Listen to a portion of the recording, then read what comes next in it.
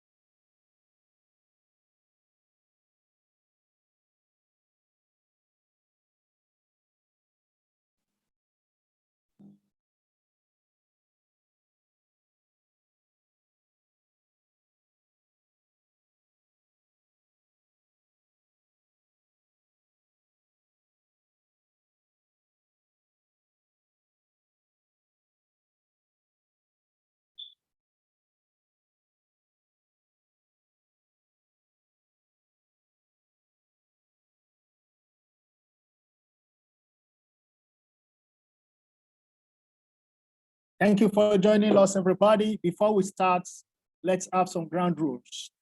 Please use the question and answer section or the chat box. If you have any question or any observation, questions will be taken in due course. Also, please mute your camera. At the beginning of the program and in the course of the program, we would like to take pictures. At that time, we will notify everybody. Thank you, ladies and gentlemen. You're welcome.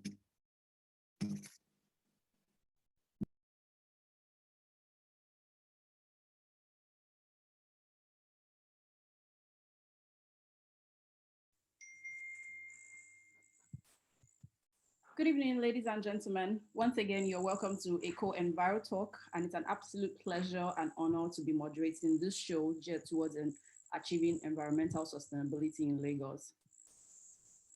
I'll start first by wishing us all a happy independence. By virtue of joining this call, it shows you're all high achievers and are truly concerned about expanding your technical knowledge, or simply just want to learn about improving the narrative of our beloved state and country. God bless Nigeria. and God bless us all. A brief introduction about myself. I'm Wande Seriki, a sustainability and climate change professional, passionate about designing holistic pathways for green growth in Africa. One of the numerous ways I believe this can be achieved is by bridging the knowledge gap between human development and sustainable development, thereby creating opportunities for the alternatives or best case scenarios.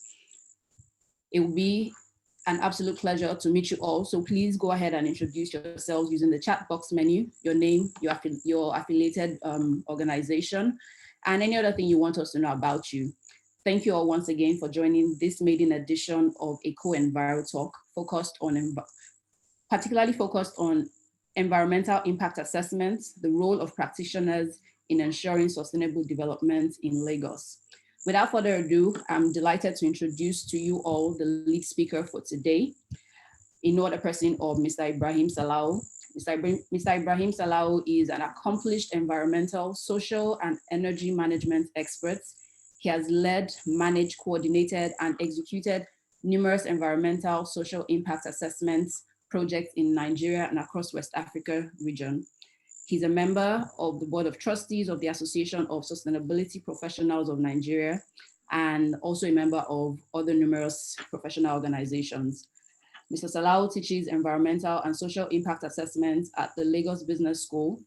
He's also been an environmental and social governance consultant to the International Finance Corporation, covering the entire sub-Saharan African region. He is the managing director of Environmental Accord Limited, a leading ESI consultancy in Nigeria. Welcome, sir. You have the floor. Okay, thank you very much. A very good afternoon, good evening, or good morning to all of us. I am indeed delighted and honored to share this moment with us. This august occasion of the maiden edition of the Eko EnviroTalk series. Am I able to share my screen now? Yewande, if you could help with that. I was very, enthusiastic to just commence my presentation, but when I saw the recharge cards, I lost my concentration. I struggled to catch two of them, but apparently some of you guys were faster. Lasisi, you didn't tell me that this was going to happen. Well, it was just it was just something that we just want to get people attention on that way. Good, well done.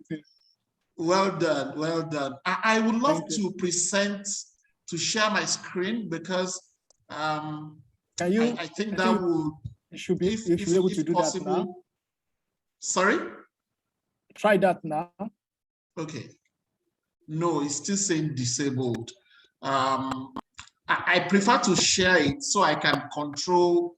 I just have 20 minutes and I like to spend some time on more slides than others. Okay, so let's work on that. Yes, that I share myself. Okay.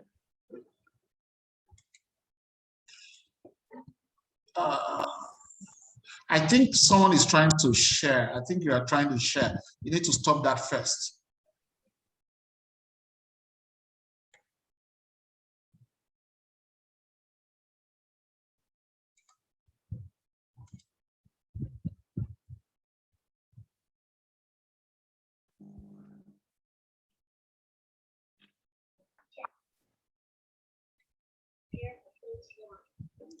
Someone is trying to share.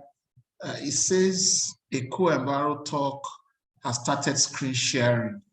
So I think that needs to be stopped before I can then be enabled. We're working on it. Thank you. Yep. Yes.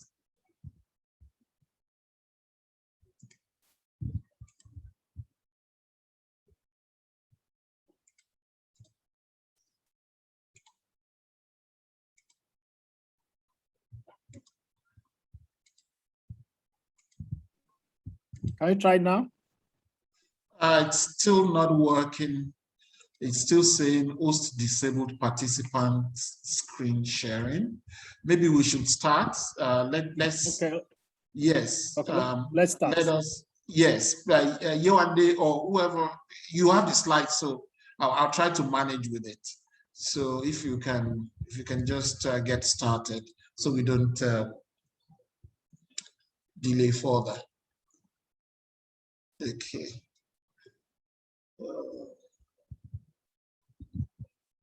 Okay. Can you move to the next slide? Let me see how this is coming out.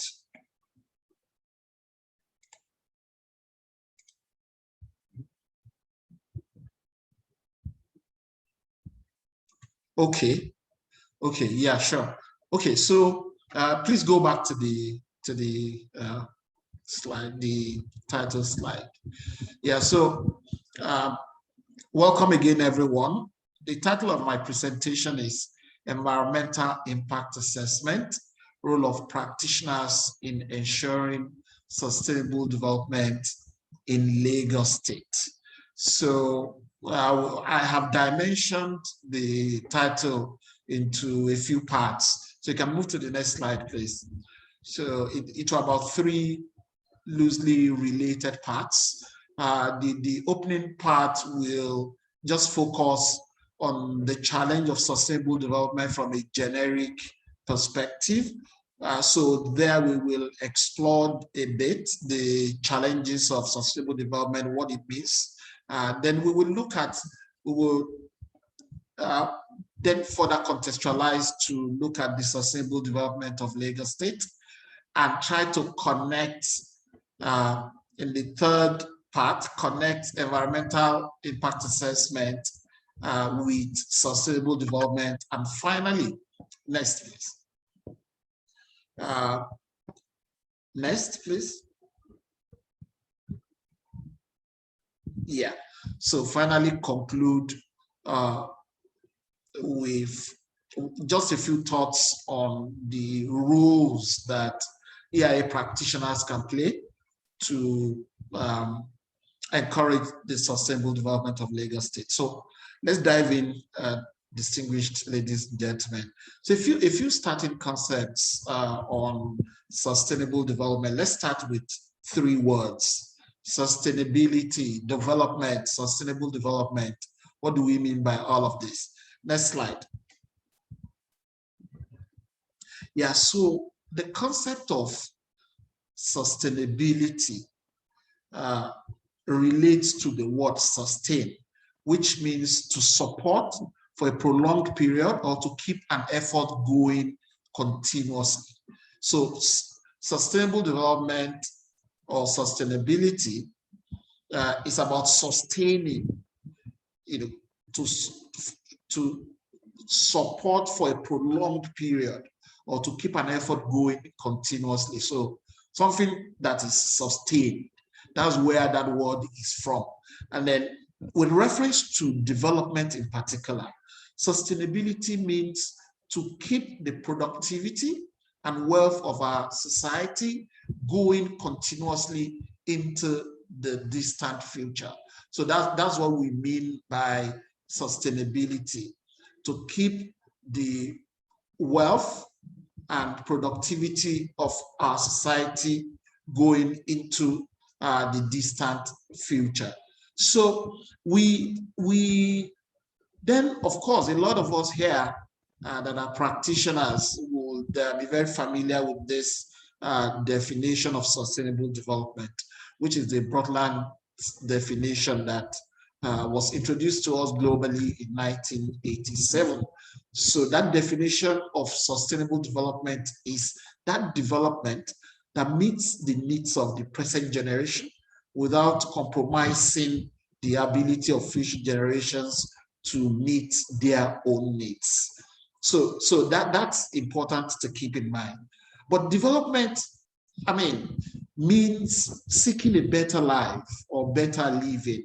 That's something that is desirable. That's something we want to have. So, and that's where the challenge is. How do we ensure that we have all of this within the tenets of sustainable development. So that challenge is, I have a classical illustration of the sustainable development challenge, which is going to be presented on this slide. Just click the next button, please. So I'm sure all of us have one mobile device or another with us. Can you click on the next slide, please? Just click on the next slide.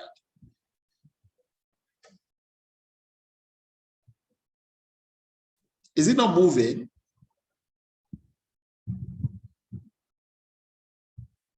Yewande, can you hear me? Or last, yeah. So that's it.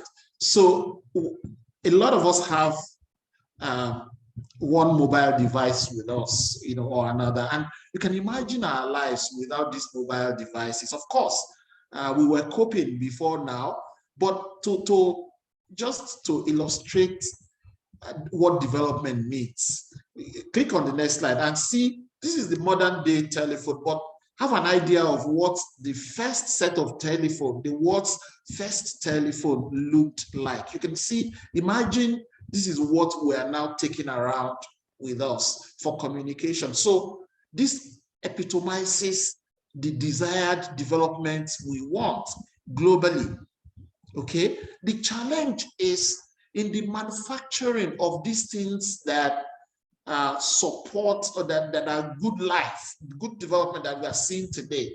The challenge is that the process of producing them are really, really not sustainable. What do we mean? Look at the telephone that we all have today. The manufacturing of a mobile phone is ultimately traceable to mining activities where rare earth metals are extracted. Yes, we want the phones, and as more people, as our population grows, we need more phones and all of that.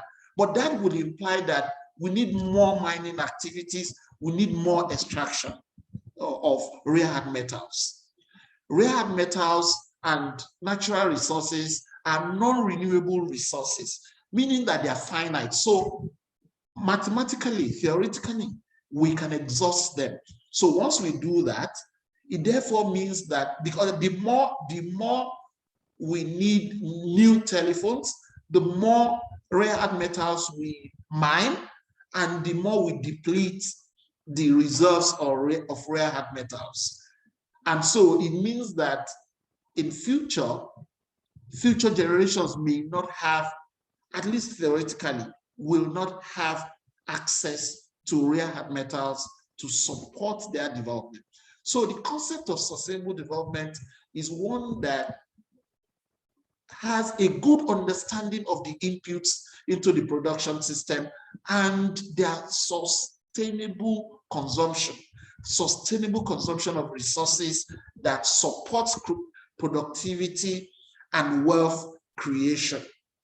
So that's in a nutshell. That's the challenge. It's not as easy as I have said it, because we agreed that we need development, we need to support, we need modernization, we need to support our living. But we then need to pay attention to how we do that. And that's the challenge that unfortunately, we haven't paid attention until the last few years, until when we started seeing the consequences of the unsustainable world development we have had over the years. That was when we now started paying attention. So, but now we are paying attention, and it is a challenge we all have to face. Next slide.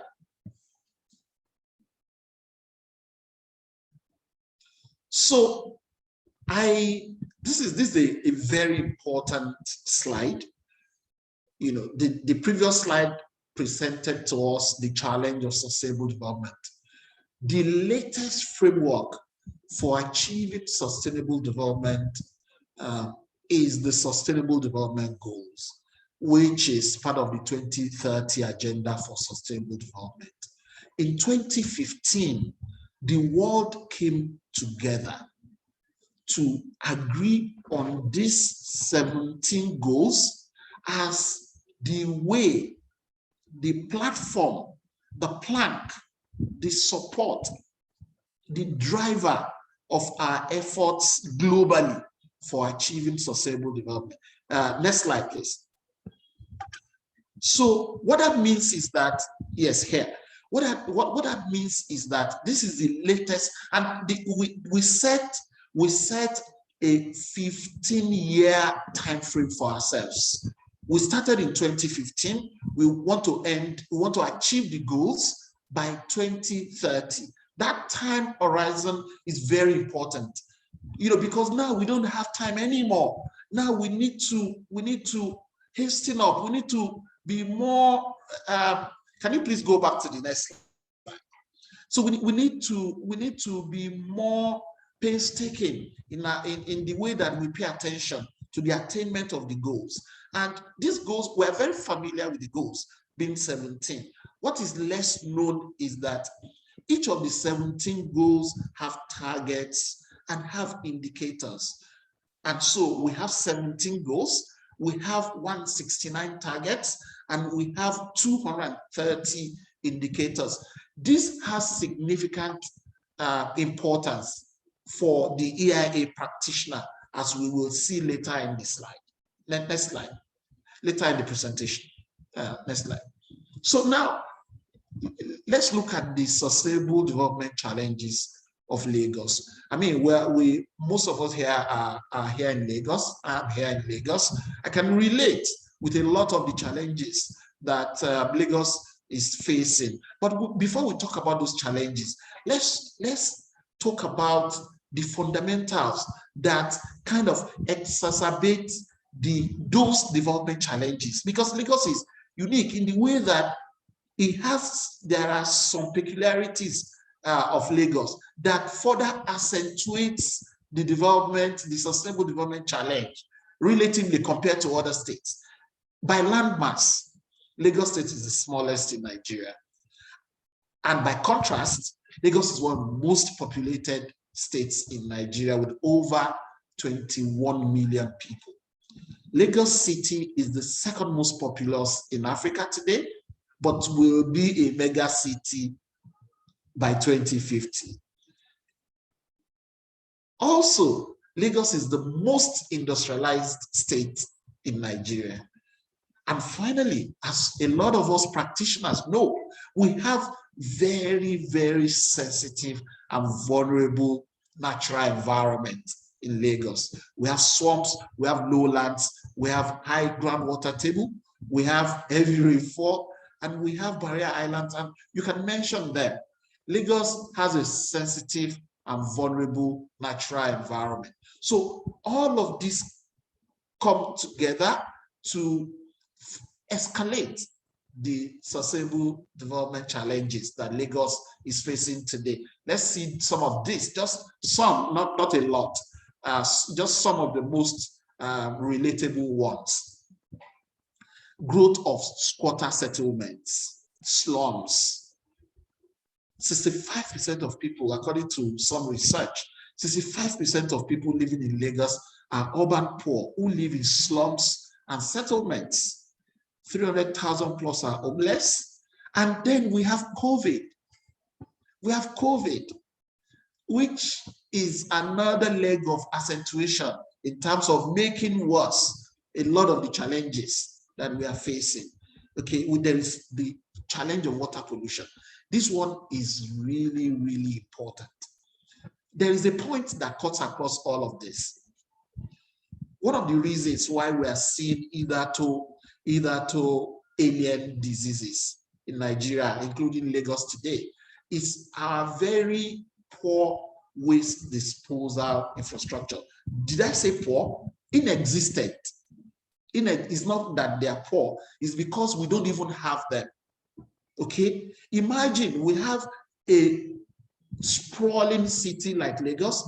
We don't have a single central sewage system. There is one in Alausa that we don't know. We don't know its functionality. The one that I know in my over 25 years of practice is one in Agbara.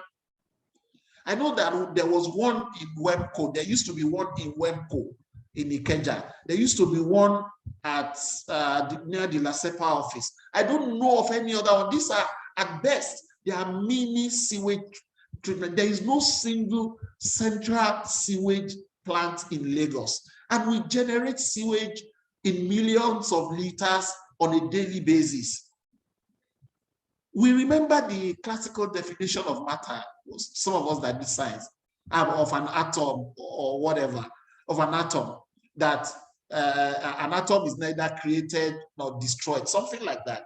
The point I'm making is that we may think that when we go and discharge the sewage somewhere that is out of sight, is out of mind. No, it will come back to haunt us, and it is coming back to haunt us with the rise in either to alien diseases that we are seeing. Okay, so next slide. And you know, all of this also, there are a lot of interrelated issues all around climate change as well. Air pollution, all of us can relate. A lot of, I mean, you can count the number of homes in Lagos that will not have a generator. And we are over 21 million people, right? So our airs are really something else but clean. Road transportation, industrial emissions, and generators are the main sources of air pollution in Lagos. Next slide. Flooding and environmental degradation. Of course, I mentioned some of the peculiar nature, some of the peculiarities that we have that are further making this worse off, like excessive rainfalls, our topography, our poor infiltration, the soil. Okay, but there are also other human factors that are making this worse for all of us. Poor waste disposal, blocked drains by refuse, silt, sludge, and even town planning, right? Town planning activities that are not just able to be at par with the rate of development. Look at the land use land cover pattern of Lagos. This is from a study that was conducted in 2020. You would see from, it covers the period of 1986 to 2016. Just look at the built up areas, the brown colored areas. Look at 1986 and see how it has spread out, where we are replacing vegetation with built up areas. And we're doing this at an alarming rate because people keep coming to Lagos, and so they have to be somewhere. So the image shows lots of loss of water bodies during the study period due to reclamation and sand filling of waterfronts, swamps, and the Lagos Lagoon for residential development. Also, forest reserves and freshwater swamps reduced by approximately 20%. Forest reserves and freshwater swamps that serve to protect our people on the coastline. So we're just doing away with them. Look at sea level rise projections. There are two scenarios that were modeled here. The dark blue extreme one for 4-meter rise, the mild blue, the light blue mild one for 2-meter rise. If you look at it, and these are scenarios that are not far-fetched as global mean temperature rises to have sea level rise in Lagos. So this is also closely related to the digital elevation map of Lagos. You will see the dark blue in the below map. You see that some areas in Lagos are actually below mean sea level. They are actually, like those dark areas are really below mean sea level, meaning that naturally they are very vulnerable. They are floodplains. They are very vulnerable to flooding. Next slide, please. So in the middle of all of this, we have seen a number of high-profile developmental projects in Lagos. And I just have a small list. There are many others. For example, the Oshodi rehabilitation project is even not here. There is the Ilubiri land reclamation project. There is the Owoshoki land reclamation project. There is the Lekki Regional Road project, which was in the news, in the press, just a few days ago. There is the Fort Mainland Bridge. There is the light rail, the blue rail, and the blue line and the red line of the light rail project. There is the mass transit project that Lamata is pushing. Next slide. Without a doubt, these projects will support the development of Lagos. They are the type of development that would mean, so quote and unquote, better lives for people.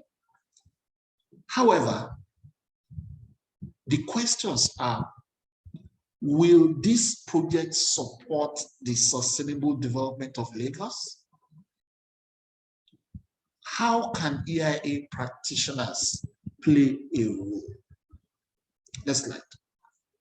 So, with that background, let's take a look at environmental impact assessment from a conceptual, a few conceptual insights, and then we look at what EIA practitioners can do. Next slide. Yeah, so without a doubt, the global pursuit of economic and industrial development is laced with attendant consequences on the environment. There is a global concern, however, that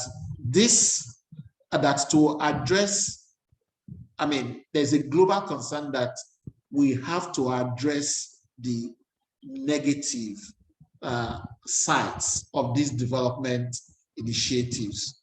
And EIA, environmental impact assessment, is recognized as a key management tool for achieving sustainable development. Okay. So one way we can do that is through the lens of environmental impact assessment. Let's see a few concepts of EIA. EIA is an extension of the common sense concept. Think before you act. Don't go and reclaim Ilubiri before you think about the impact of that. Or don't go and reclaim Owoshoki before you think about the impact of that. Or, don't prepare the EIA just for permitting purposes. Prepare the EIA to support the sustainable development of the project. So fundamentally, therefore, the concept of EIA is simple and straightforward. It is a forward-looking instrument that is able to proactively advise decision makers on what might happen if a proposed action is implemented. This thinking approach is even, is applicable to human activities at any scale, including at a personal scale. You can conduct a personal EIA of yourself. You want to go to Lekki. You then know that you want to take Third Mainland. You then know that on Third Mainland you will buy gala. So a mitigation measure not to pollute the environment, you have a basket. You have a basket in your car. You know that when you get to Lekki, you will wash your car. You then know that, okay, there are different types of detergents. I want to buy a detergent that would be biodegradable after I have washed my car. And so you plan all of that before you embark on the journey. That's the idea of the EIA, okay? So understanding the future consequences of a human action requires consideration of two key aspects: the nature of the development, that is the action, and two, the nature of the receiving environment where the development will take place and which will bear the brunt of the consequences. Next slide. So in this presentation, there are two things I want to quickly define. One of them is here. I have used EIA from a broad perspective to include the consideration of strategic environmental assessment and the more conventional environmental assessment, right? I also, when I say EIA practitioners, I'm particularly looking at two groups of people. On its own, EIA it's a multidisciplinary endeavor. We all know that. So there are many players. As far as the EIA practitioner is concerned in this presentation, I am talking about the consultant that delivers the EIA reports and the regulators that regulate the process. So in the kind of roles that we can play, some of those roles will be for consultants, some of those roles will be for regulators. Next slide. So if you are looking for a classical definition of EIA, there isn't one that is globally acceptable. The important thing, though, is that many EIA definitions in literature and legislations do not describe the specific aims of the process. That is, in terms of what end the EIA study is seeking to achieve or to reach. We just have, so when I was preparing these slides, I just Googled what is environmental impact assessment. You can see the things that came up, which underscores the point that I'm making there. EIA is a process of evaluating the likely environmental impact of a proposed project or development, taking into account their interrelated socioeconomic, cultural, and human health impact, both beneficial and adverse. It didn't talk to why we are doing the EIA. Same for the definition below. Next slide. So there is one definition that is holistic, more holistic than the examples I gave, and that definition was provided by Morgan in 2012, and it is that EIA is the essential idea of assessing proposed actions, that is from policies to projects, for their likely implications for all aspects of the environment, from social through to biophysical, before decisions are made to commit to those actions. Before decisions are made to commit to those actions. That's very important. And developing appropriate responses to the issues identified in that assessment. Developing appropriate responses. But the question also is, what responses are appropriate? Okay, so by assessing impacts, that is, as we all know, through impact identification, prediction, and evaluation of environmental significance, the intention is subsequently to find ways to avoid or minimize the likely adverse impacts and to enhance or maximize the potential positive impacts. Right. Next point. So therefore, without a doubt, the EIA is a tool for promoting sustainable development. Next slide.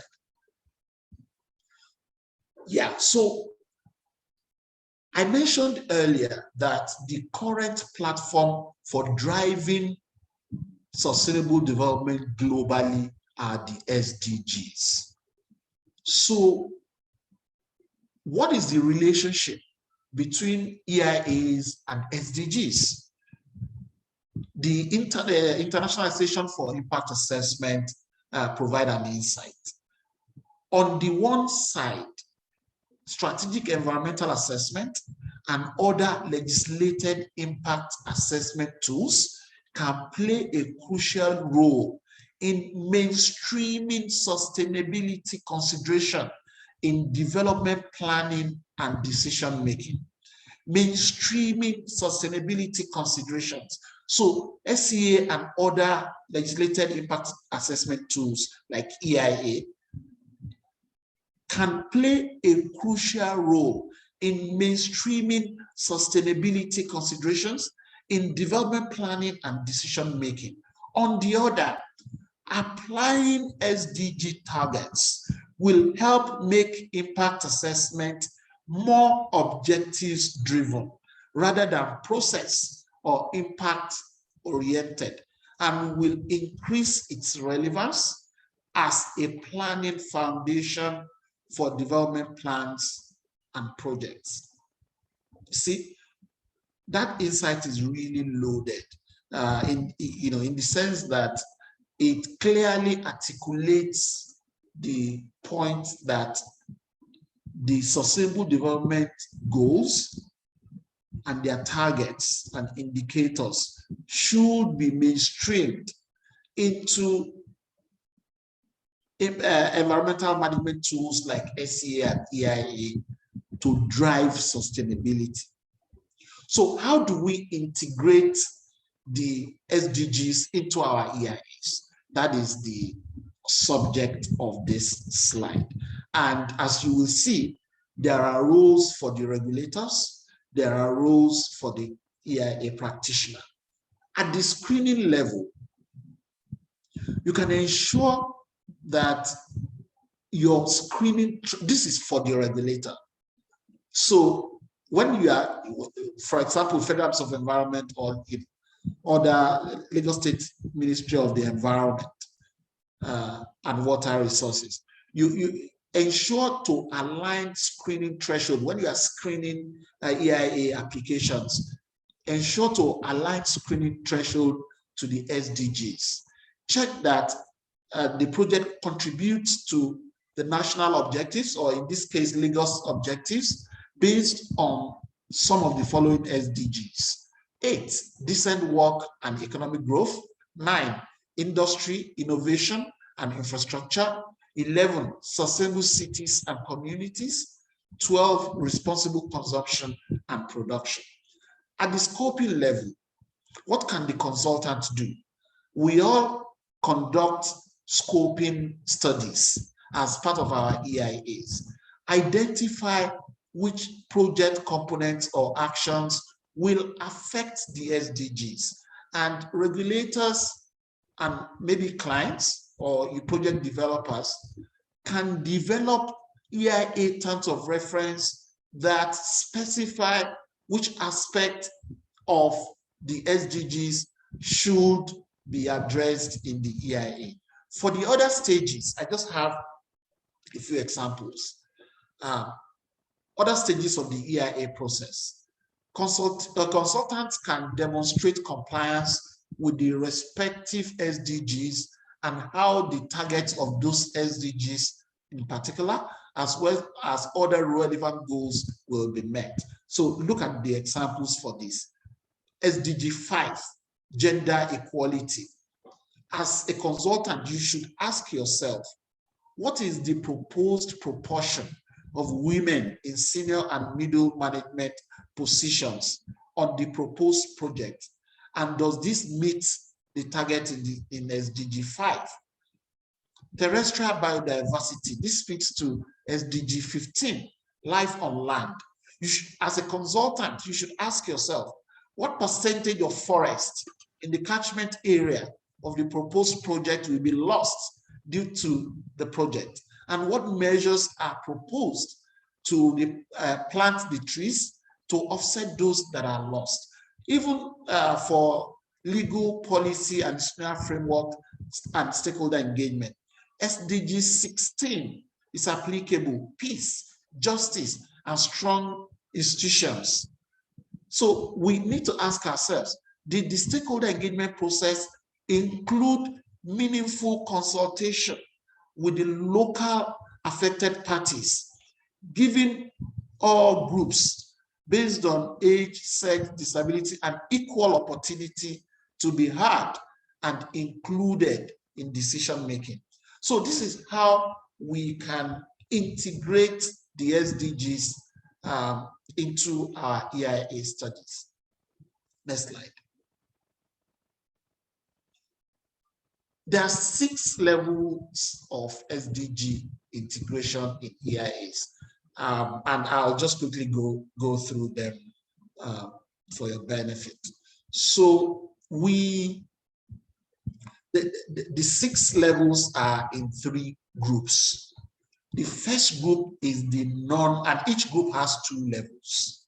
So let's start with the first group, which is radical integration, where we want to ensure that our EIAs and SDGs are fully integrated into our EIAs. So the first level there is the SDG-led level. And for this level, the scope of EAs is broadened to cover all SDGs, and the SDG targets guide the entire assessment. As part of that radical integration group, you also have the SDG-based. For this level, the scope of environmental assessment is broadened to cover all SDGs, and the assessment of impacts are compared to SDG targets. For the next group, which is partial integration, so that first group is full integration or radical integration. So the next group is partial integration, which also has 2 levels. So level 3 is SDG testing. SDGs are used for scoping as well as for testing the impact's contribution to the goals. And SDG scoping, where SDGs are used actively to scope the assessment. And finally is the non-integration group, which again has 2 levels. So level 5, SDG dropping. Here, SDGs are mentioned in the reporting, but without explicit evidence that SDGs are used for any purpose in the assessment. And 6, the final level, SDG washing. This is akin to greenwashing, where purposefully manipulating SDG contributions by, for example, boosting positive and or downgrading the negative contributions. So you see that at best we're in group 3, which is non-integrated. Next slide. I will conclude shortly. This is another very important slide for us EIA practitioners. It speaks to the 3 dimensions of EIA effectiveness. You know, the meaning of effectiveness is, am I getting the results that I am meant to get from this system? So if we say that EIA is a sustainable development tool or platform, the effectiveness of that EIA, therefore, is to the question of whether you are contributing to sustainable development with your EIA studies. To answer that question, we need to understand the 3 dimensions of EIA effectiveness. The first one is procedural effectiveness, which is solely within the purview of the consultant to a large extent, maybe 95% within the purview of the consultant. And it is to the question that, does the EIA process conform to established provisions and principles, or have we cut corners? That is, does it follow best practice? Where we have cut corners or where we have been unprofessional, clearly that EIA is not going to be effective, and as such will not achieve the sustainable development outcome that we want. That's the first dimension. The second dimension of EIA effectiveness is substantive effectiveness. Does the EIA process deliver the intended objectives? That is, does it achieve what it is supposed to achieve? Okay. And finally, is transactive effectiveness. Is it worth the time and money? So transactive effectiveness speaks to efficiency, really. The need to be efficient with resources in conducting the EIA. Next slide, and I think final slide. Yes. So my concluding thoughts, just a few of them, because I know that we can speak to a lot more points in the panel session. So to ensure the sustainable development of Lagos, EIA practitioners, i.e. consultants and regulators, should, next slide. Yeah, understand that the fundamental intent of the EIA is sustainable development. We need to have this end in mind. We need to, before we start, the reason we are conducting the EIA is to foster sustainable development. Secondly, we need to understand that EIA is a very good means for achieving the ends of the SDGs. So EIA is one good means for achieving the ends of the SDGs. Do you know the SDGs? We have goals, we have targets, we have indicators for, we have targets and indicators for the 17 goals. So the EIA is the means to that end. We need to move our EIA game to the next level by integrating the SDGs into our EIAs. We need to move beyond that non-integrating group to the next level, at least partial integration, right? And then we need to employ our professional associations and groups to strongly lobby policymakers and politicians to pursue effective sustainable development plans and agenda. It is common in Nigeria that governments are one of the major violators of EIA, of our EIA regulations. Beyond compliance to regulations, our politicians and policymakers need to be lobbied to understand that effective EIA is a tool for the end of or the outcome of sustainable development.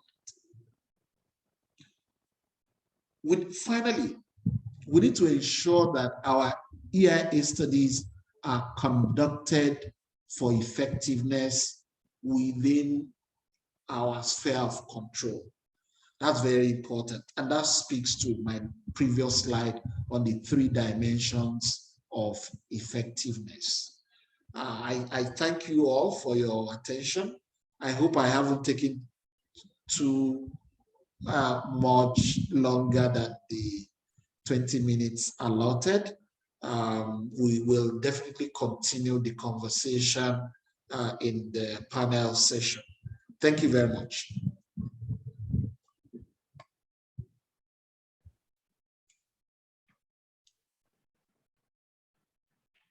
Thank you, Mr. Salah. We're very grateful for your nice presentation. Thank you very much. As a roundup, we are able to understand what sustainable development is, the interaction between sustainable development and EIA, the challenges we are facing in Lagos State, and the rate at which developmental project is going on in Lagos State, and what is the role of EIA. It's challenging us, the roles of EIA consultants, the roles of regulator, how we'll be able to integrate SDG into EIA in the states. And it was able to show us the level of SDG and EA integration, where we are as a state. And we have seen from the comments by people in the states and people from, I think a comment from somebody in Australia saying we are also on the right track. Despite that people say Nigeria and Lagos, we are not on the right track. We are on the right track. Projects like the Oshodi, the Blue Rail, and the Red Line are part of projects that Lagos State can mostly say that undergo full EIA process. And that is commendable to the state government. Thank you, Mr. Salah, for your presentation. Before we move ahead, we just want to have a little interlude. We have a little interlude. We want to have another recharge card giveaway. And after the recharge card giveaway, we'll have a small documentary before we move to our full panel section. Thank you, ladies and gentlemen.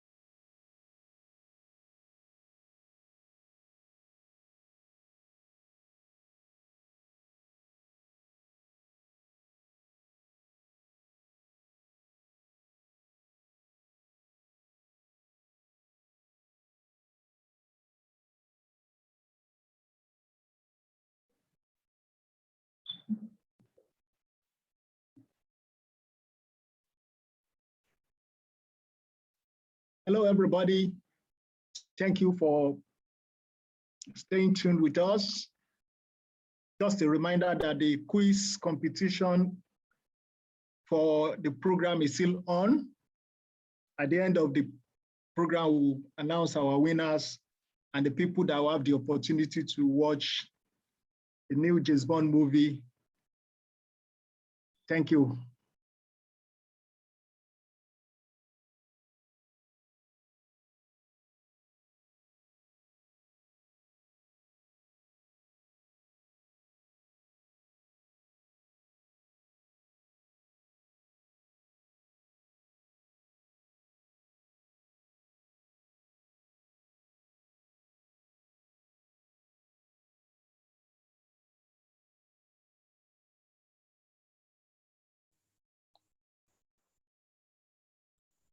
Okay, welcome back, everybody. We're moving straight up into the panel session. Can I please kindly ask that our panelists turn on their cameras as I introduce them? Our first panel member for today is Mr. Sojin Olasukomi. He's an environmental scientist with over 20 years experience in environmental management.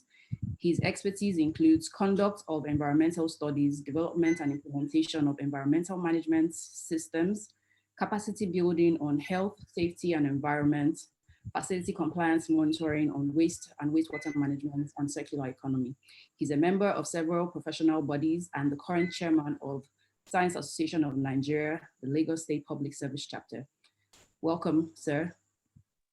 Thank you very much. Thank you for having me. Thank you very much, sir. Our next panel member is Mr. Majekodunmi Desmond.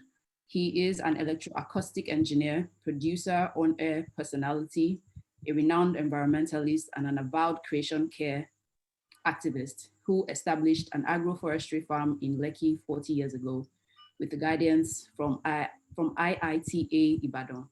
This farm has now been converted in collaboration with the Lagos State government to Lufasi Nature Park, with loving nature as her motto. He is currently involved in several NGOs where he serves on the governing council. As an environmental activist, he has led several environment protection rallies, with the most recent being the Lagos version of the Global Climate Strike. He has received numerous awards, including Silverbird Man of the Year and German government Eko Hero. You're welcome, sir. Thank you. And finally, our last panel member for today is Mr. Adeosun Taufik. He is the General Manager of Anila Resources Nigeria Limited and the current chairman of Nigeria Environmental Society, Lagos Mainland Chapter. He has been practicing since 1997. You're welcome. Thank you very much. Good evening, everybody. Good evening, sir. So we're moving right into this panel session. Thank you very much. We thank you all for being here today on at this maiden edition of the Lagos Eko EnviroTalk. In Nigeria and Lagos, we are witnessing the birth of new developments such as refinery, rail lines, power plants, amongst others, which are springing up. However, no matter how good the developments are, these projects often have impact on the environment, economy, and social lives of people. First, one of the key instruments to ensure that project impacts are minimized is environmental social impact assessments, which we saw in the lead speaker's presentation. The ESIA has been recognized as a forward-looking instrument, which the lead speaker also alluded to, and it is able to practically advise decision makers on what is likely to happen if a proposed action is implemented. When used correctly, the ESIA can help us design and implement better projects that will face up important challenges such as biodiversity loss, urban sprawl, climate change, and a host of others. Critically examining development actions while they're still being conceptualized, ESIA can contribute to fostering a balanced and sustainable future. My first question will be to Mr. Majekodunmi. What are the weaknesses of the environmental impact assessment processes in Nigeria, sir? The weaknesses. Okay, well, just very, very briefly before I start that, Happy Independence Day, everybody. I found this flag was abandoned on Lufasi Park when I went there earlier today, so I picked it up and I'm wearing it here because I'm still very, very proud to be a native of this nation, and I was here during the Independence Day riots. The challenge, you see, we need to get it right in our minds. What are we talking about? We're talking about the environment, and that's what it's called. But in reality, what is it? It is our life support system. Everything that we need to stay alive comes from the environment. In fact, I even recommended to Mr. Governor some time back that you better just change the name of the Ministry of Environment to Ministry of Life Support, okay? So let's get that through our minds. Also, the reality is that it is in grave danger. You only have to listen to the opening session of UNGA, United Nations last week, where Mr. President and our Minister of Environment were there. what did the Secretary General say? He said that the alarm bell is resounding at a deafening rate. Yeah? That humanity must wake up. Okay? So they are panicking. Scientists who were telling us 40 years ago, that's when I became an environmentalist about 35 years ago.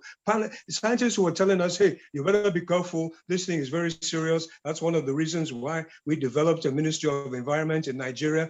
And luckily in Lagos, quite some time back, a very good Ministry of Environment was developed. But the reality of the urgency of the matter has not sunk in yet enough.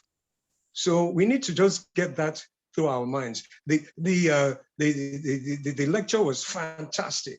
And he pointed out one thing, and that one thing was about the sea level rise. Now, we are locked in already to 0.5 meter sea level rise.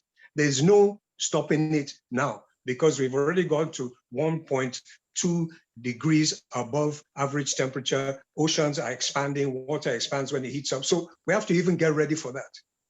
And environmental impact assessment, we have to take it very seriously because what are we talking about? Impacting against our life support system? So we're not taking it nearly seriously enough yet. We need to get it through our minds that we must care for this creation. This is our duty. Every scripture that is worthwhile calling itself a scripture mandates this. It's not a speculation, and it makes a lot of sense. So just, I've already spoken far too long.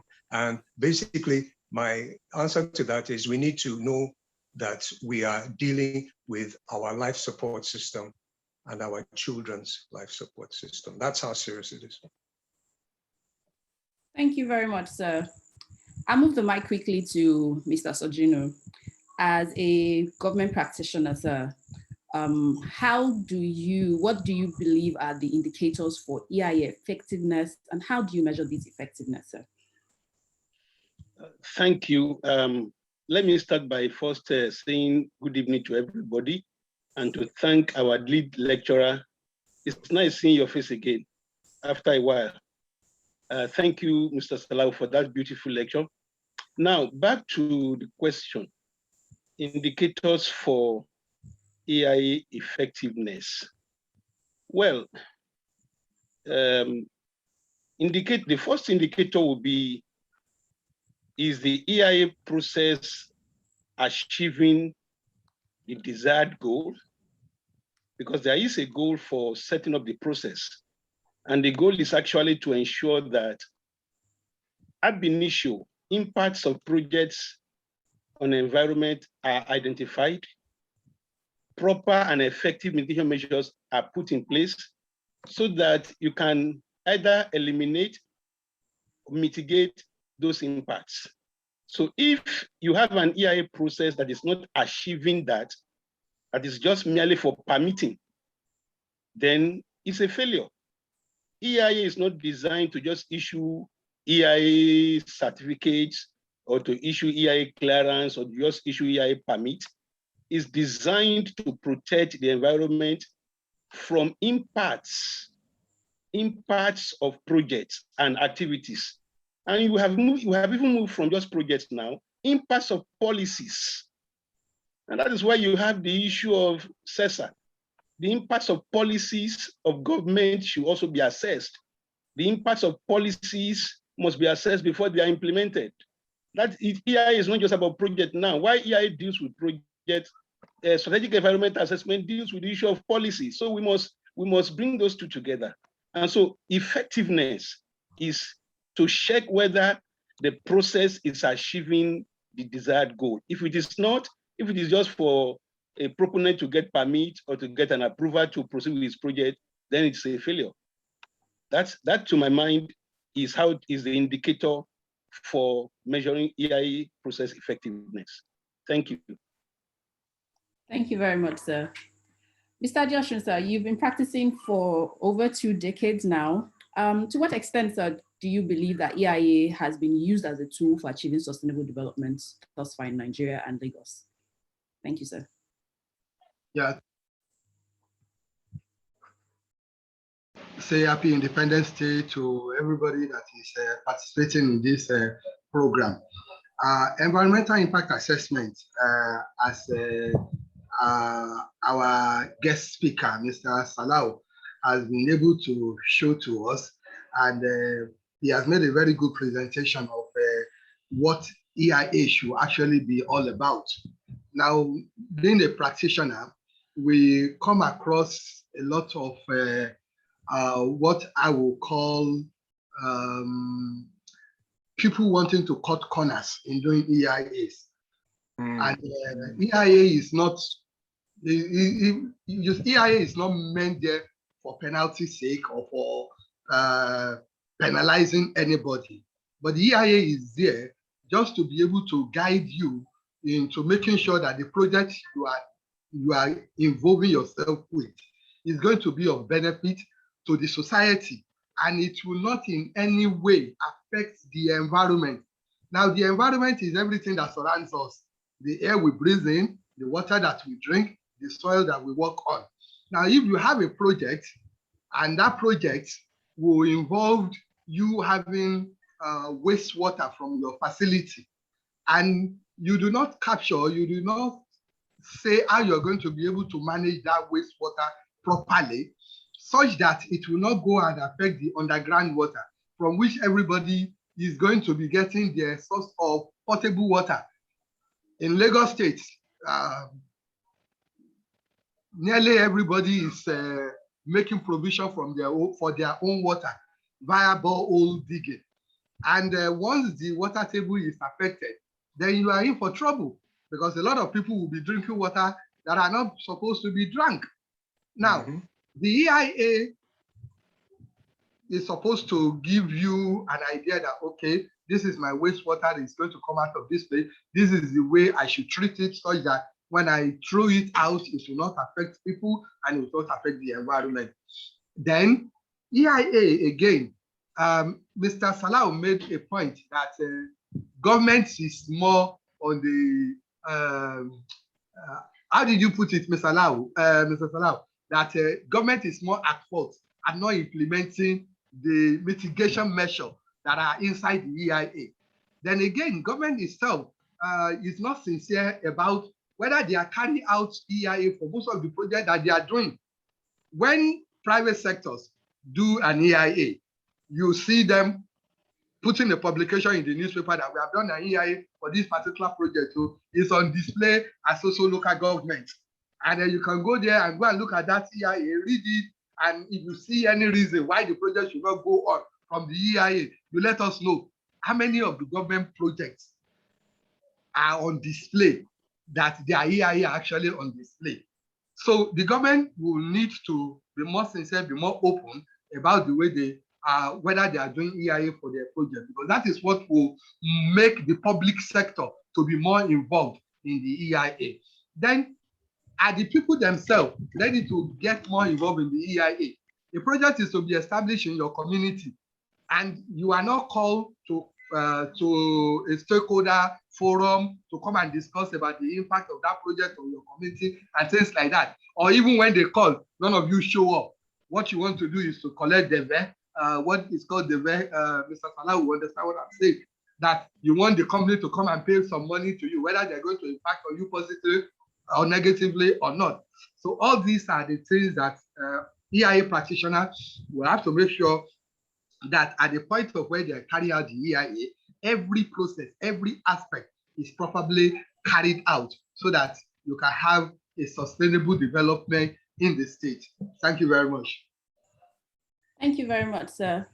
I'll come back right to you, Mr. Majekodumi, and I'm picking up from the point that Mr. Adeosun just finished off from. We know that public participation enhances the sense of ownership and strengthens the importance for the need of EIA in development processes.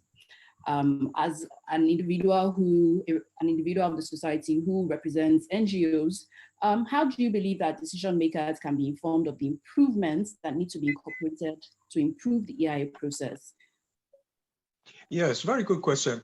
And I think our esteemed lecturer has actually highlighted where we need to go. The sustainability development goals are wonderful goals by an incredible organization, United Nations. And our own Nigerian, Amina Mohammed, had some input there of Nigeria. So we need to really, really integrate any developments into that. You know, are we impacting negatively on these sustainability development goals? And particularly one goal number 13.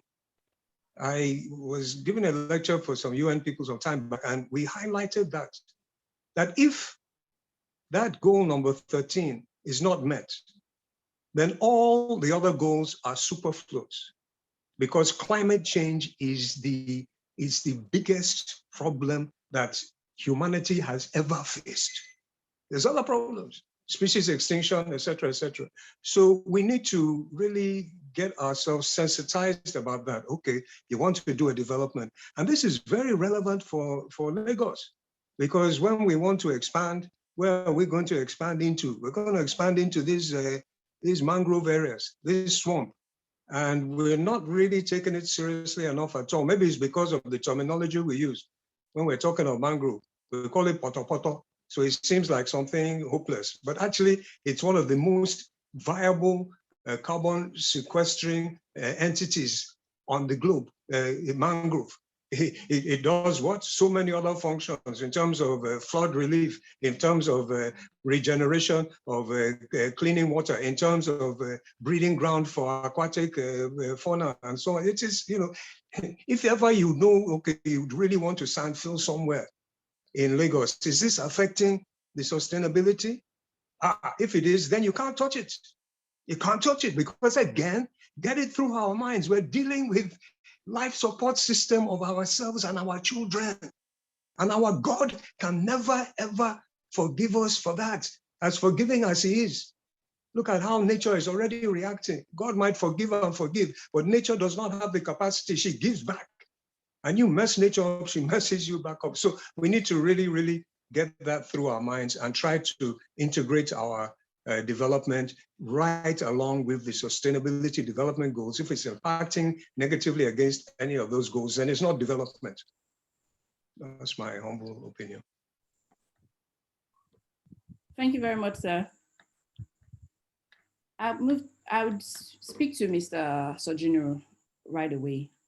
Sir,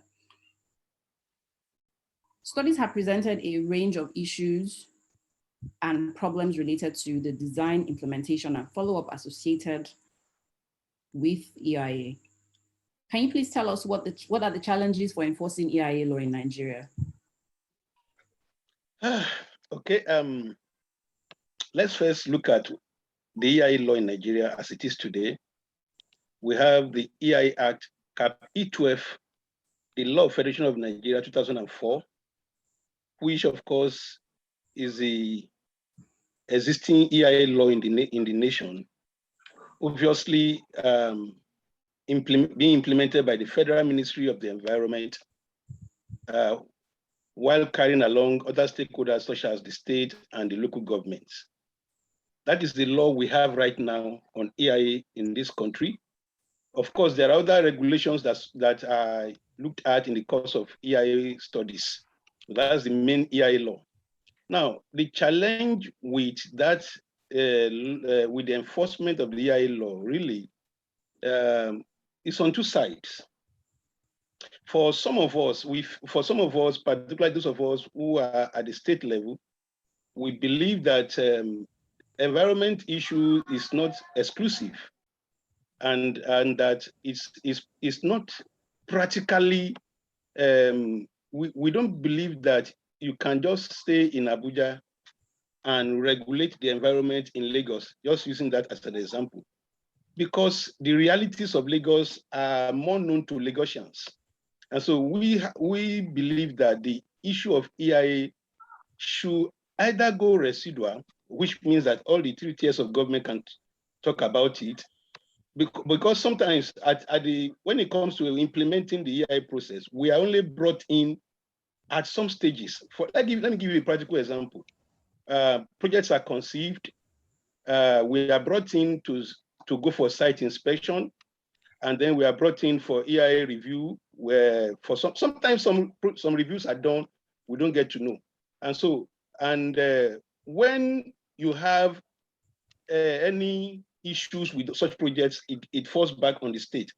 I'll give you a practical one. When the West African Gas Pipeline project was being done in my community in Badagry, I wasn't aware. We weren't aware in the state. We weren't aware in the office until we got to know, until when there was a protest to the State House of Assembly, and they have to call on us. That was when we now have to step in and say, oh, what's happening here? That's just an example I'm giving you. So the issue of enforcement of the law, is two sides. The involvement of all stakeholders, which are all the regulators, that's one. The other part is that the fines and the penalties of the existing law are not so heavy that will make people not to want to breach the law. For instance, people commence projects, and they know that at worst case scenario is that they will pay violation. So they can, and the violation cannot be more than, worst case you can pay maybe between 100,000 and 1 million. So some people will prefer to pay the money and go ahead with the project. This is not good for the system. This is not good for the environment. And now we have advocated, even at the review of the law some time ago, that let's put jail terms. Let's put heavier fines so that CEOs of companies will not just violate the law when they see the issue of the possibility of going to jail. That's on the part of the proponents, but there's also a part of the regulators to where the EI process is excessively delayed. It's unnecessarily prolonged. A businessman took loan from the bank, the interest is reading, and he has to wait several months for you to come for site inspection, probably wait for several months before you convene an EI review meeting, wait for several months before he gets approval, and he's already paying interest on the loan he collected.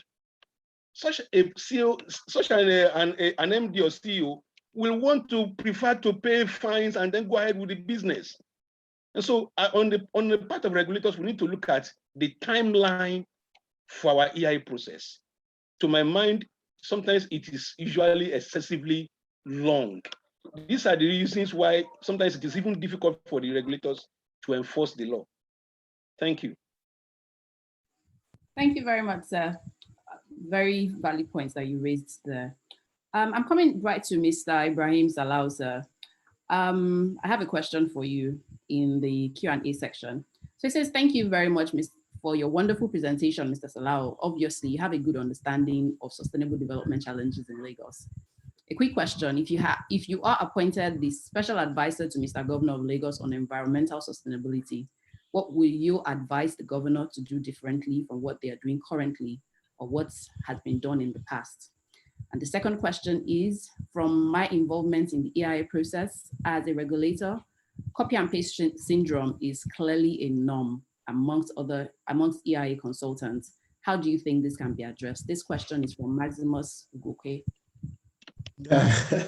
Thank you. I saw the question earlier, and I know Maximus. I know that he was deliberate in pointing those questions to me, but I will catch him. I will catch him somewhere else. So yeah, very good questions. On a serious note, I think that our elder, Dr. Desmond Majekodumi, actually answered part of it.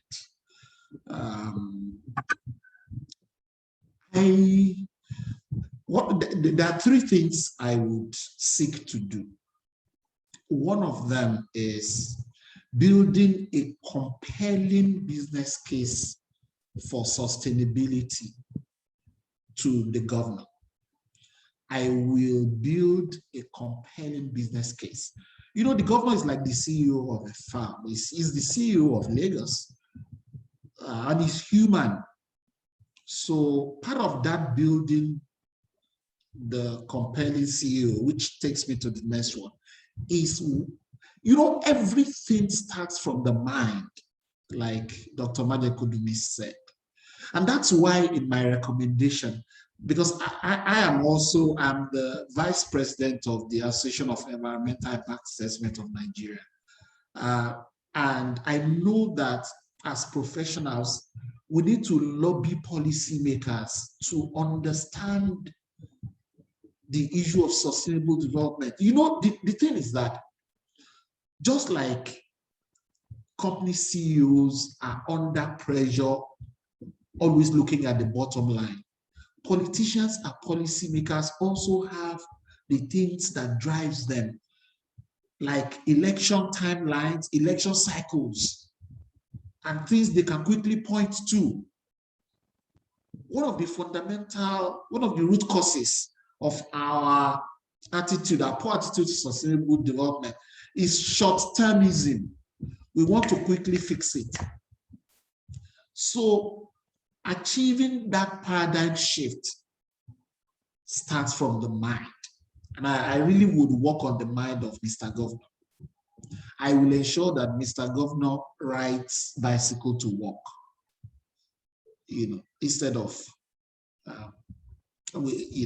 that's just part of that. That's the first of the three things. The second thing is that today, climate change, Lagos is one of the most vulnerable to the effect of climate change in the world, not just in Africa, not just in Nigeria, because of its location on Earth. But look at it. We only have, I don't know how many of us know that there is a climate change unit in the Federal Ministry of Environment and Water Resources in Lagos State. Just one climate change unit. That says it all. It says it all about the importance that we attach to the greatest challenge that faces us as people on Earth in Lagos. It says it all. I will ensure that we have a ministry, not just a ministry dedicated to climate change in Nigeria, in Lagos. And and look at it now, year in, year out, we have the climate change summit in Lagos. We haven't achieved anything with it. Let's be frank.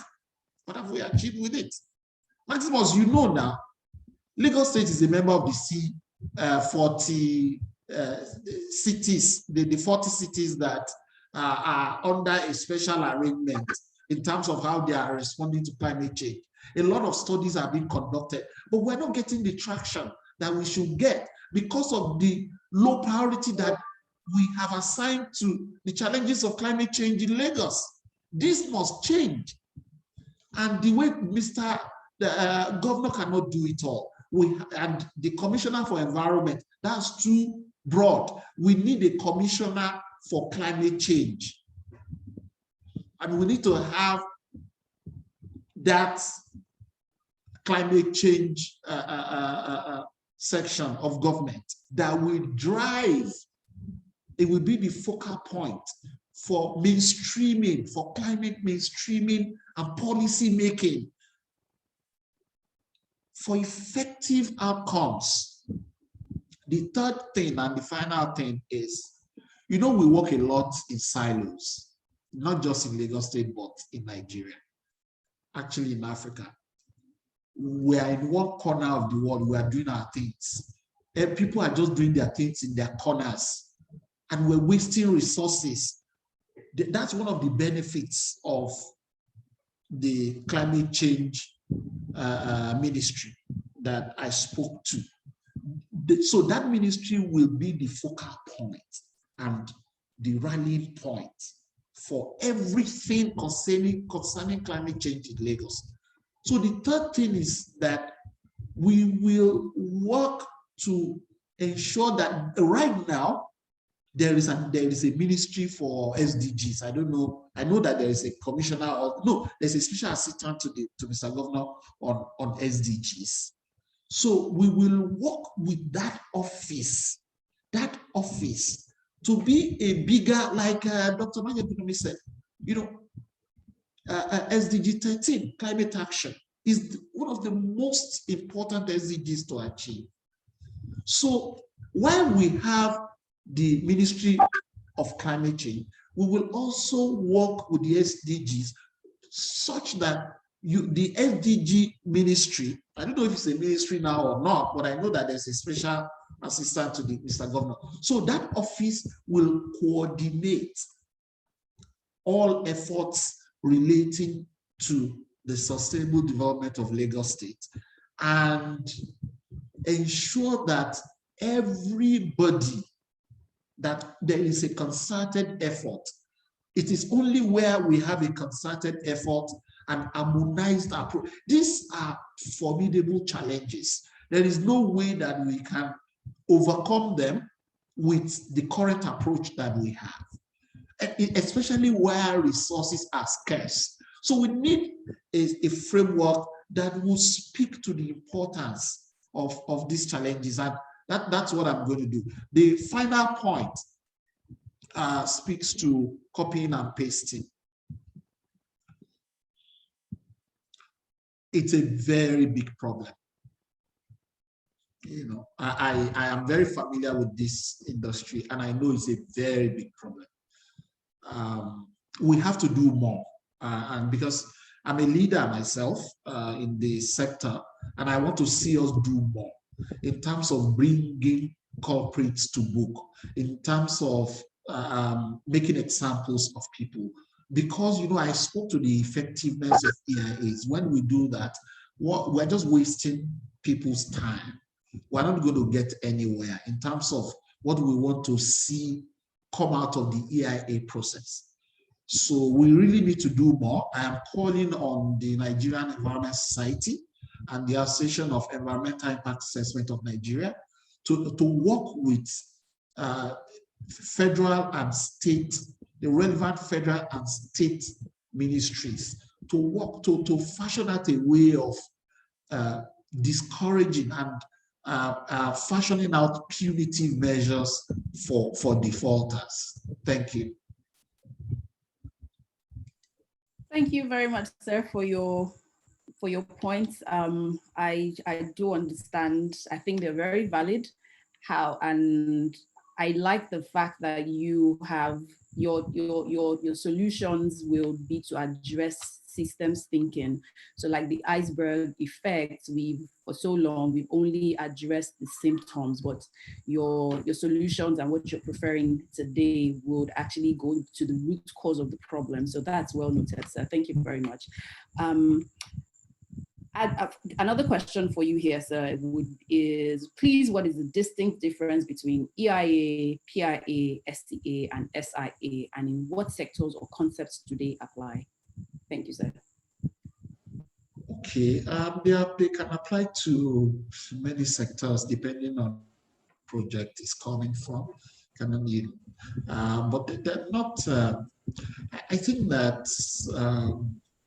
a lot of legislations really influence EIA processes a lot, and this is just not Nigeria but globally, and that's why when we talk about EIA best practice, it needs to be culturally relevant. It needs to be relevant because our best practice as a people are things that we can relate with. So, there are distinct legislative differences within from some of these terminologies. For example, PIA, that's post-impact assessment, and that's something that sometimes the Federal Office of Environment says where you have developed the project without conducting an EIA, then after the fact kind of study, you can go and conduct a post-impact assessment study. Then you have SCA, that is strategic environmental impact assessment. It's focused on what we call PPPs, policies, programs, and plans. So they take one step further from project-specific initiatives like EIAs. So they are more strategic, and they are more suited to cumulative impacts, which are cross-cutting in nature and which require institutional interventions in their management. For example, a project might be extracting maybe 100 barrels of fresh water from a reservoir. Another project that is maybe 5 kilometers away might be extracting 50 barrels per day from that same reservoir. And they can feel that they are compliant and that they are doing everything they can do. But when we combine the two extractions and put that against the rechargeability of the reservoir, then we can see that the extraction at some point might exceed rechargeability, which will lead to the depletion of the reservoir. Therefore, the government in that area can then bring the two parties together. How can you reduce water consumption at this rate? The two of you cannot be here, and then we have sustainable fresh water consumption. So that's sector level initiatives, regional initiatives, that was really suited to strategic environmental assessment. That's its major difference from the EIA is that while the EIA is project specific in nature, the SCA is more broad in its outlook. Thank you. Thank you very much, sir. So now I'm going to ask it in one question to all our panelists. My first question will be, should EIA reports go through peer review like scientific papers, or in order to improve the quality of the document being produced? And on a scale of 1 to 10, how would you rate the EIA process? I'll start with Mr. Adeosun, and in less than 2 minutes, so that we can move the mic quick across other panelist members. Thank you, sir.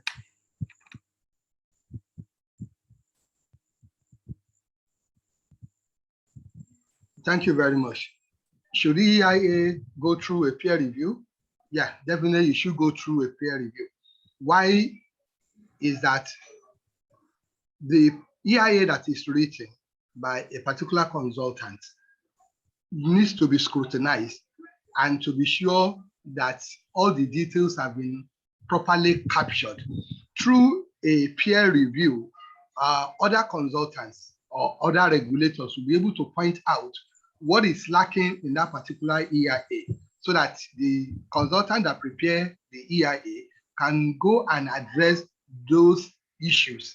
When the EIA goes for public display, when you put the EIA for public display, you are putting it there for people to go and look at the EIA and look for if there is any shortcomings inside the EIA. Those shortcomings is what the peer review will undertake, and the consultant will be able to have an idea of how to address those shortcomings. So that's the reason why the EIA should undergo a peer review. I didn't get your second point. You said on a scale of 1 to 10.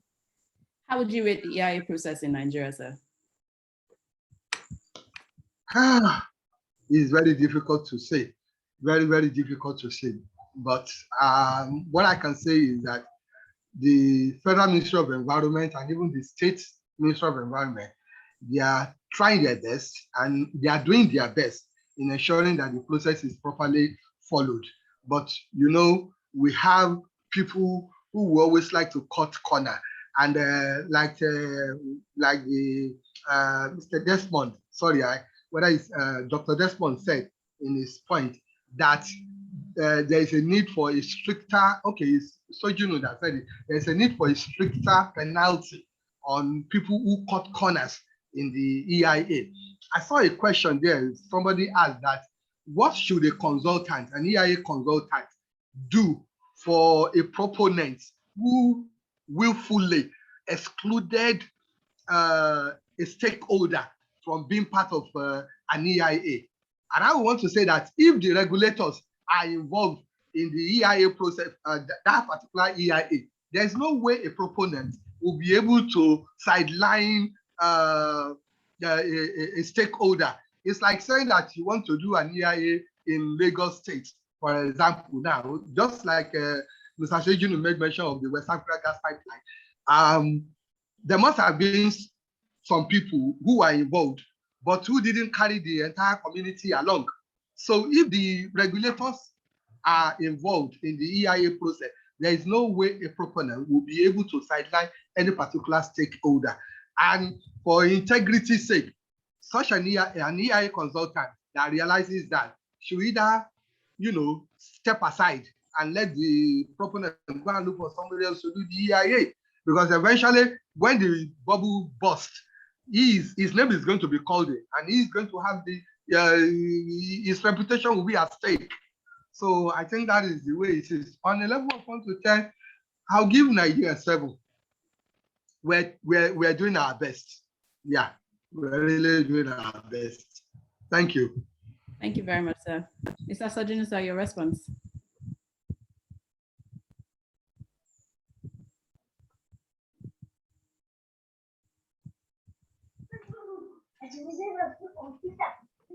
Okay, thank you. Let me start with the last question on the issue of rating. I want to look at it from the angle that it could have been worse if we don't have an EIA process. And so we must commend the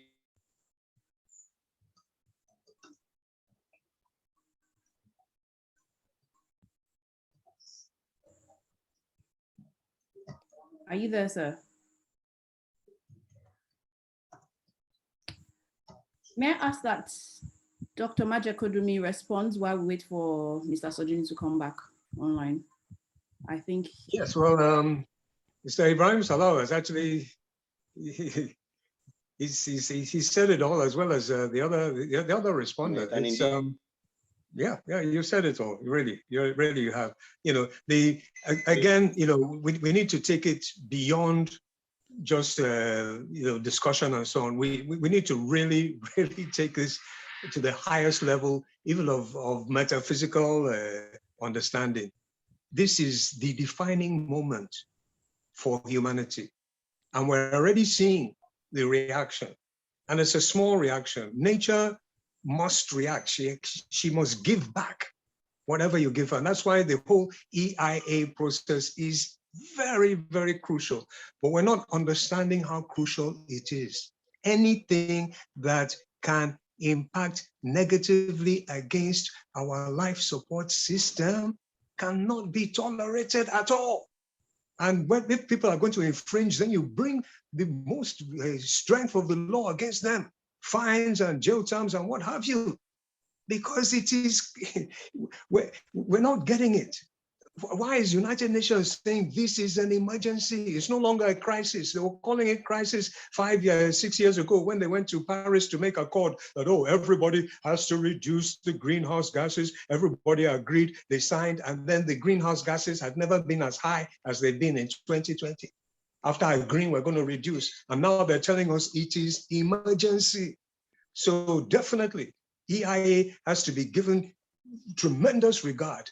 And if you have to set up a unique ministry within the ministry, luckily we do have some good people, and there's good interministerial work now. I believe that in terms of COP in Glasgow, the Ministry of Health will be going together with the Ministry of Environment from Lagos State, and we need to add that with the Ministry of Agriculture and the Ministry of Education and possibly Finance. It's a multi-ministerial approach.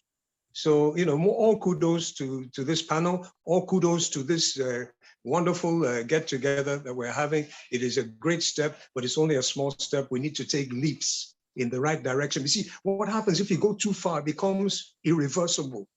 And we're on the brink of that, but we haven't reached there yet. So all kudos to all of you. Nigeria, in terms of how well we've done, well, globally, I'll give ourselves maybe 3 out of 10. We need to do far, far, far better than what we're doing. Thank you very much, sir, for your final thoughts. Mr. Sajin, sir, you're back. Can we have your final word, sir?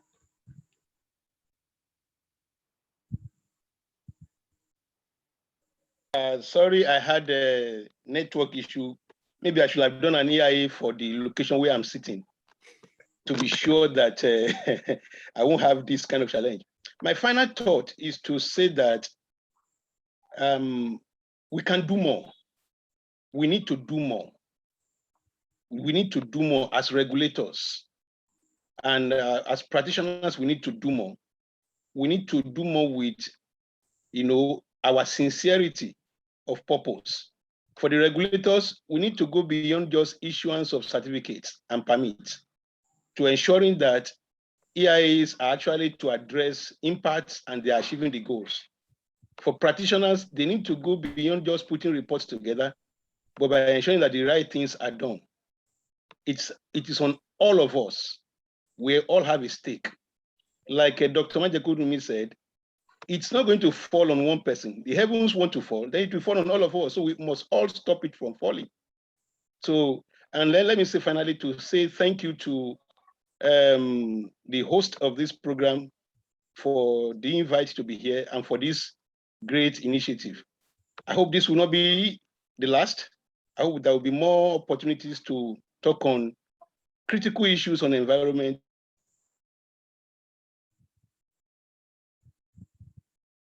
Okay, thank you very much, sir. Thank you so much to all our panelist members. In the next future. Thank you for having me. Thank you very much, sir. So we've come to the end of this panel session, and it's been very rewarding. I believe that everyone has taken a few points, in fact, more than a few points I have. For me, the message to me is clear. The time to act is now, and we can't take small steps we can no longer take small steps. We need to take leaps right now. And yes, so we all also need to be responsible citizens. So we've come to the end of this panel session. Thank you so much to our guests, to our lead speaker and the panel members. You're highly appreciated. The next item on the agenda is a short documentary. Thank you. Over to you, Abbas.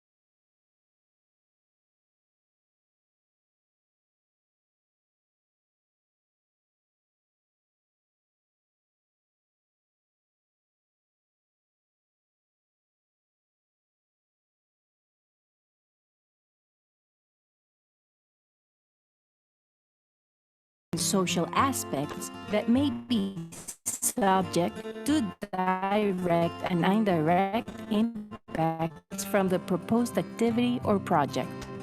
A clearly defined project scope is the basis of an adequate EIA. Therefore, identifying the relevant issues and concerns from the beginning is an essential part of the EIA process. If the EIA might overlook significant impacts that are not met and possibly negative, or leave out stakeholders who would be affected by an activity or project. If the scope is too broad or unclear, the EIA can become overstretched and overburdened with irrelevant issues, require unnecessary efforts, and distract from the analysis of key issues. With new development projects, there is a risk of generating site-specific impacts, as well as impacts on the surrounding areas. The risk and impacts do not always decrease with an increase in distance from the project site. Some impacts are obvious, while others are not. The scoping phase should take place in the beginning of the EIA process, and ideally include the participation of the reviewer. The participation of reviewers in this phase shapes the scope, purpose, alternatives, area of study, resources, and the type of assessment.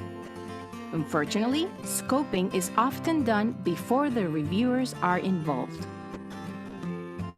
In many cases, EIA reviewers are left to determine after the fact whether the correct number of topics and scenarios were contemplated and whether all the information and perspectives were considered. Was there an opportunity to solicit views and comments from all the key stakeholders? Who was involved or consulted in the process of preparing the EIA, and in what way? The benefits of communicating with and involving all stakeholders is important, especially during the EIA review. Technical experts may overlook key information or areas of study that local citizens and communities can more easily identify due to their proximity to the potentially affected areas and greater stake in the outcome. Fortunately, when trying to assess or define the scope of an EIA, reviewers do not have to guess.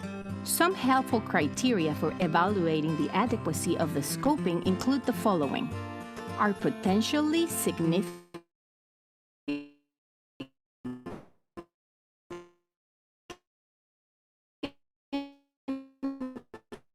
issues and interactions for natural and human environments? Are any significant issues omitted? Are key issues and situations clarified? After confirming that the scoping has been done correctly, the reviewer ensures that there is a solid foundation for a well-focused and complete EIA. The EIA will serve as the basis for decision-making and defining the appropriate requirements for the project proponents. Additionally, the scoping stage provides valuable input for analyzing the alternatives for project siting and design. Ultimately, this can help avoid unnecessary and significant impacts and lead to more sustainable projects.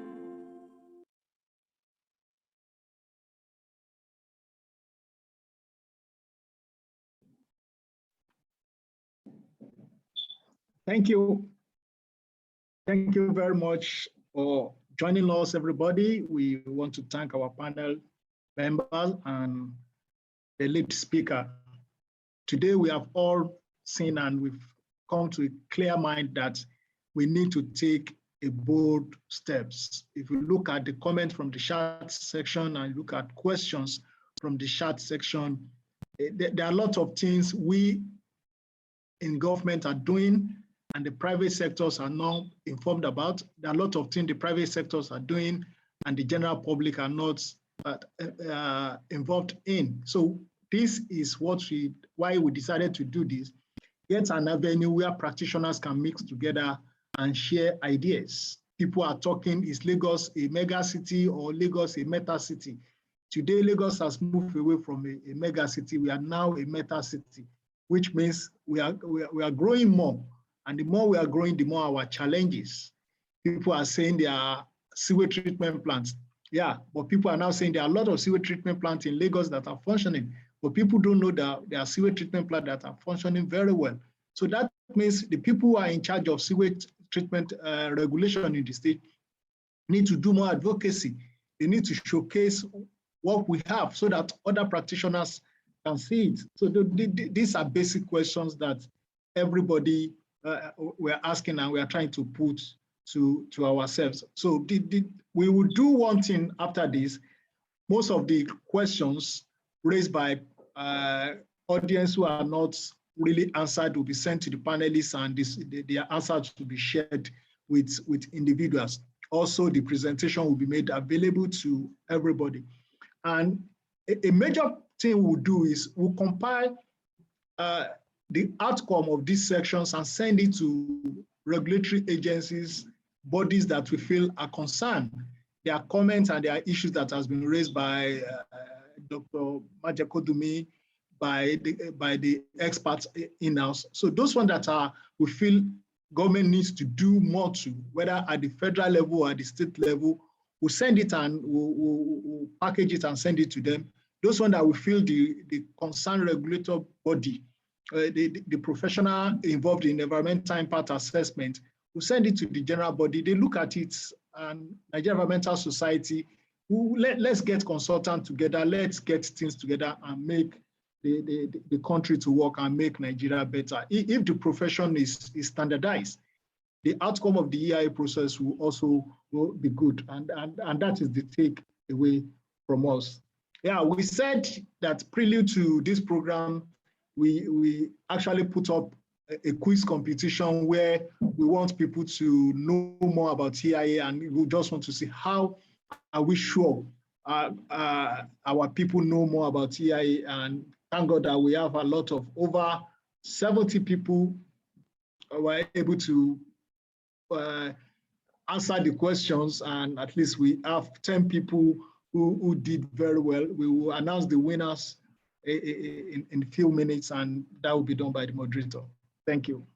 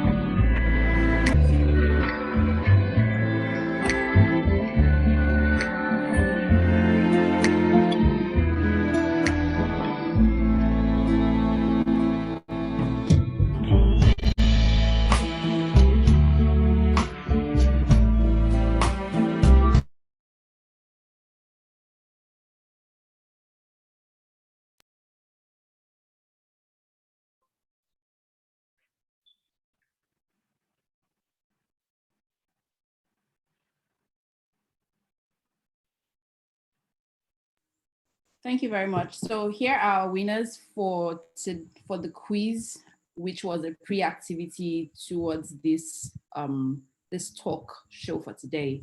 So we had Mr. Bolan Afiz Yusuf as the first. We've compiled 10 winners out of all the respondents. And we had Mr. Bolan Afiz scoring 95. And the first 3 winners, we get movie tickets to watch the new James Bond movie, No Time to Die. So we have David Ajiboye and Joy Ehenaruhoro, I'm sorry if I murdered your name, as the first 3 winners, and Valentina Ita, Anthony Akudoro, Toromade Raman, Oluwaseun Adeyemi. You all win Environment Handbook by Mr. Lasisi Adedoyin. All winners should please contact Mr. Lasisi Adedoyin, and we would be in touch with you to get your prizes across to you. Thank you. Next slide, please, for the remaining 3.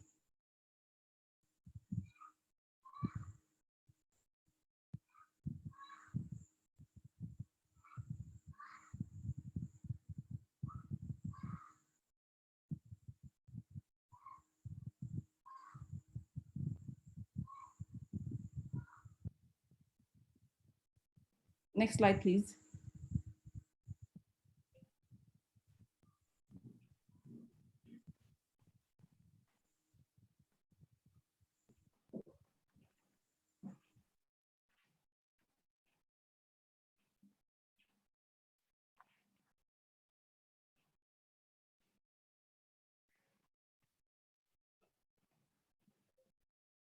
Yeah, thank you. We congratulate all the winners for taking part in the quiz. And we think this is what will be part of the program on. We will do quiz competition on any of the topic for the day. On behalf of the team, we want to thank everybody for spending your evening with us, and we all can be sure that yes, this has been a very engaging day for each and every one of us. We've all learned one new thing or the other. It's our commitment that we want to make Lagos State better, and that this is what we want to do. We, on behalf of the team of Eko EnviroTalk, we want to thank the lead speaker. We want to thank Mr. Sojino, Mr. Dioshun, Dr. Majakodumi.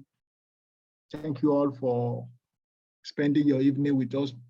Mr. Salah, we are very grateful for your presentation. Thank you all. Before we close, I just want to say we use the next few minutes to network. We know we have a lot of consultants here. We have a lot of students who are also here.